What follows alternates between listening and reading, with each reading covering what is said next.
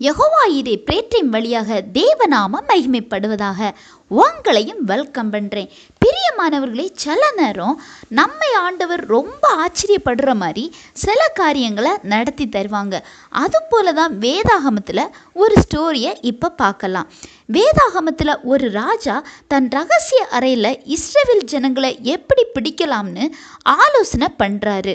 ஆனால் ஒவ்வொரு முறையும் இது அந்த ஜனங்களுக்கு தெரிஞ்சு அவங்க தப்பிடுறாங்க. அப்போ ராஜா நமக்குள்ள ஏதோ ஒரு உளவாளி இருக்கிறானோ அப்படின்னு சந்தேகப்படுறாங்க.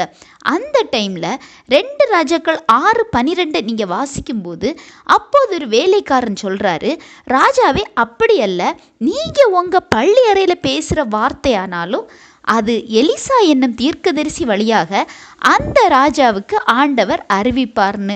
பிரியமானவர்களே, அப்படின்னா நாம் எங்கே ஒளிந்திருந்து என்ன பேசினாலும் அதை காண்கிற ஒரு தேவன் உண்டு. அது நாம் ஆனாலும் சரி, நமது எதிராளியானாலும் சரி. இதை 2 கண்ணோட்டத்தில் பார்க்கலாம்.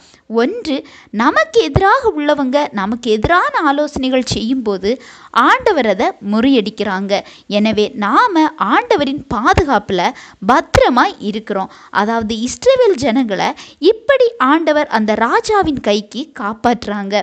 2வதாக, நாம் நமது அறையில் யாரையாவது பற்றி என்ன பேசினாலும் அதுவும் அவர் கண்களுக்கு மறைவானது இல்லை.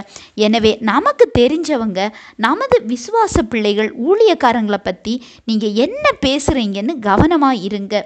உங்கள் பார்வையில் அவங்க மேலே சில குறைவுகள் இருக்கலாம், ஆனால் அவங்க ஆண்டவர் பார்வையில் ஏதாவது ஒரு வகையில் உயர்ந்தவங்களாக இருப்பாங்க. அல்லது உங்களுக்கு தெரியாத வகையில் அவங்க பக்கம் ஏதேனும் ஒரு நியாயம் காணப்படும்.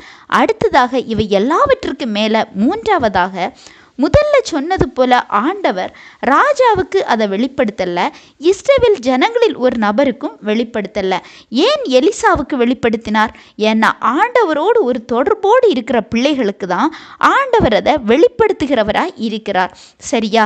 நீங்கள் எப்படி ஆண்டவரோடு தொடர்பில் இருக்கிறீங்களா? அப்படி தொடர்போடு இருந்தால் தான் இந்த காரியங்கள் உங்கள் லைஃப்லையும் நடக்கும். சரியா? இந்த செய்தி உங்களுக்கு பிரயோஜனமாக இருந்திருக்கும் நம்புகிறேன். ஆண்டவர் தாமே இந்த வார்த்தைகள் மூலம் உங்களை ஆசீர்வதிப்பாராக.